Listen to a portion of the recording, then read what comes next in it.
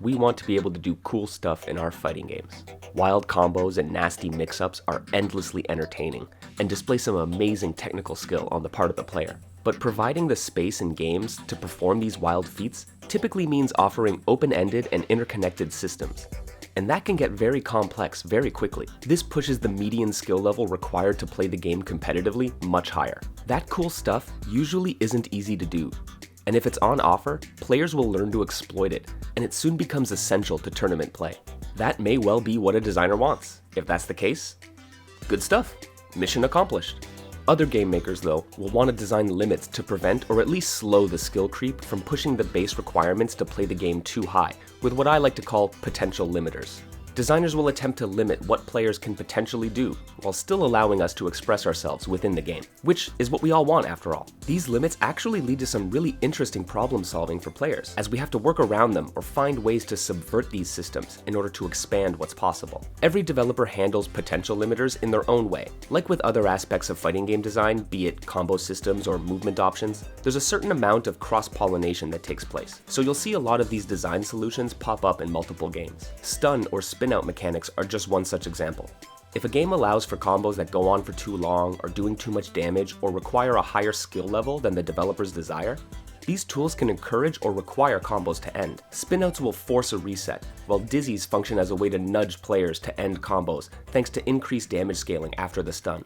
These limiters create extra decision points in what would be an otherwise long and largely non-interactable scenario for the victim. Some games offer players tools to get out of these situations, like burst mechanics, but these are typically resource-dependent defensive tools. Such a tool may serve a similar purpose, but potential limiters are systemic, acting more as the laws of physics in the game world, as opposed to a tool that you can use to escape a situation. They also offer players an obstacle to work around.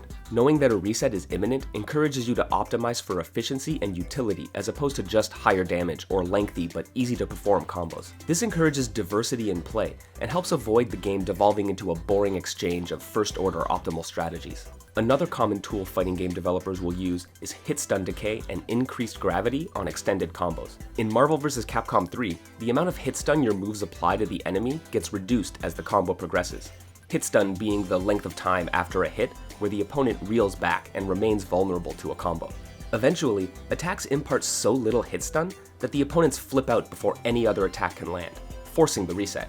Fate Unlimited Codes uses a similar system that increases the gravity on the enemy. This way, the character falls to the ground much quicker, limiting which moves you can include in a combo and forcing an end to them much sooner. Here too, players are presented with a problem to solve. Creating combos that reduce or ignore hit stun decay and gravity is a solution, as are using other systems to subvert those limiters entirely. Clever Marvel vs. Capcom 3 players found a way to bypass hit stun decay by using the Team Aerial Combo or TAC mechanic to trick the game into ignoring hit stun entirely. This led to a new tool for players, the TAC Infinite. Ironic, isn't it, that Marvel's core potential limiter is actually what helped raise the skill ceiling and increase the skill creep in the game? Not every system is a winner. When designing potential limiters, you need to consider what kind of fighting game you're creating. If you're aiming for consistency in combo physics, or if you want to emphasize shorter combos, hit stun deterioration and spinouts might not be the best limiters. Just look at various Street Fighter II iterations, where damage is high, health is low, and a short combo can stun. It can quickly snowball into a touch of death combo. Enter Tough Love Arena. The game is still in beta, and it's being updated regularly, so we actually get a unique look into how the team iterates on their potential limiters. The game has a meter mechanic, not for supers, but for rapid cancels. That's the ability to cancel a move's recovery for the low price of 1 bar. This allows for some powerful combos.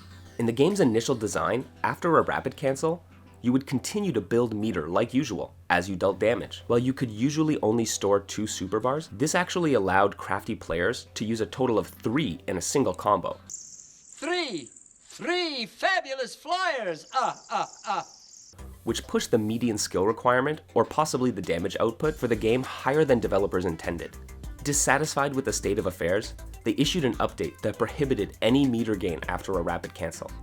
There was now a hard cap on how much meter you could gain during a combo, which limits how many rapid cancels you can perform, which limits the overall skill requirement and the potential damage output. Suffice it to say, players felt limited. And despite their best efforts, they weren't able to circumvent the system. Tough Love's design team, though, were smart enough to recognize their players' discontent. In a subsequent patch, they reinstated meter gain after a rapid cancel, but reduced how much meter you gained by 50%.